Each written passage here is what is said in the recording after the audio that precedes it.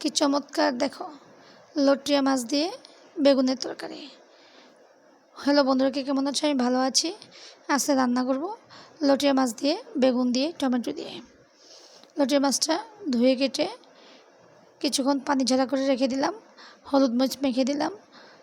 কিছুক্ষণ রাখার পর এটাকে আমি ঢেকে রেখে দেব। এদিকে আমি পেঁয়াজ, টমেটো, কাঁচামরিচ কেটে নিলাম, বেগুন কেটে নিলাম। মশলার মধ্যে দিয়ে দিব হলুদ, জিরে গুঁড়ো, ধনিয়া গুঁড়ো, আদা গুঁড়ো। আদা অবশ্য আমি সব তরকারিতে একটু একটু করে দিই, কারণ আদাটা হজম করতে সাহায্য করে। তেল গরম হয়ে গেছে, এবার পেঁয়াজ দিয়ে দিব। পেঁয়াজ দেওয়ার পর আমি এটাতে টমেটো এবং মশলা দিয়ে কষিয়ে নেব। কিছুক্ষণ পর আমি বেগুনটা দিয়ে কষিয়ে নেব। কষানো হয়ে গেলে মাছটা দিয়ে কিছুক্ষণ কষিয়ে নিব। তারপর আমি কিছুক্ষণ ঢেকে দিব। ঢেকে দিলে লটে মাছ থেকে নিজে নিজে জল উঠে আসে, সেটা দিয়ে সিদ্ধ হয়ে যায়।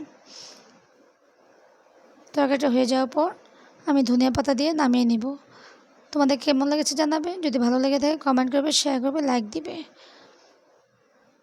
মাছটা দিয়ে দিলাম, এবার আমি কষিয়ে নিব। কষানো হয়ে গেলে কিছুক্ষণ ঢেকে রাখবো। দেখো তো কেমন লেগেছে বন্ধুরা। তোমরা এভাবে রান্না করে খেয়ে দেখো, তোমাদের অনেক ভালো লাগবে। তোমার যদি ভালো লেগে থাকে তাহলে আমার রান্নাটা সার্থক হবে। তোমরা সবাই ভালো থেকো।